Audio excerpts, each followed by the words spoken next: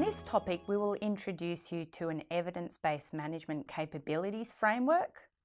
You will learn about the essential capabilities required, as well as the essential knowledge required to be an evidence-based practitioner.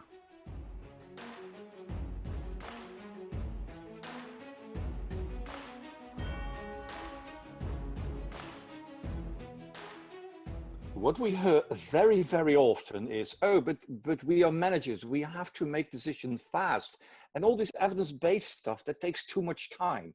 Now, first of all, if you look at, so you do have to make decisions fast. Can you give me an example? First of all, they find it hard to come up with examples. That's pretty strange. But most of these examples relate to crisis, like there is a data breach their computer systems are hacked, or in the process something goes wrong in the food industry or the service industry or whatsoever. It's usually about crisis. But in general, 95% of the decisions they make in organizations don't require a split decision, a split second decision. There's usually enough time, days, sometimes even weeks, to figure out what is the evidence. And the other misconception is, of course, that they think that evidence-based practice takes too much time. Well, it doesn't. Sometimes when the evidence is very easy available, you can take an evidence-based approach and go through the four sources within a couple of hours. And that's, of course, an exception. But in general, I would argue that 2 or 3 days would suffice to go through the evidence and be able to make a better decision.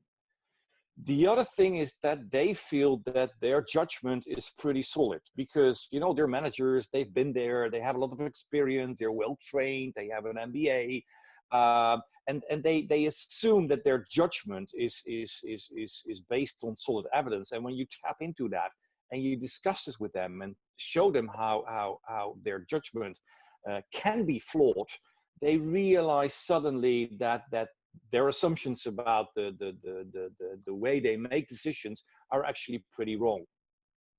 And I would say the third one, after we teach people, managers, students, kind of think that all decisions should be made on rock solid scientific evidence. And that's not true either. It's about the best available evidence. And sometimes the best available evidence is just indeed the judgment of some experienced people in my organization, or just this simple study that was actually conducted in a not very solid way. But hey, that's all we have. We have to make a decision. And sometimes the evidence is not that strong, but still that is an evidence-based decision because it was the best available evidence.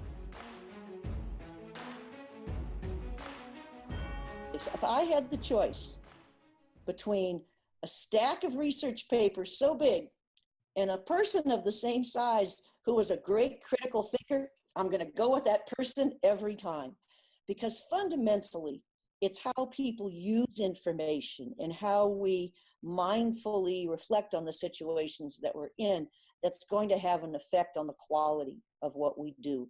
And what evidence-based practice is really not just taking for granted our initial knee-jerk reactions to situations, not just assuming that what we know is so, but rather reflecting on what is going on in the world that we're dealing with and building up an understanding in a less biased way, learning by doing and learning by improving the quality of information. So we do get better results and we're less biased in our approaches to decisions as a consequence.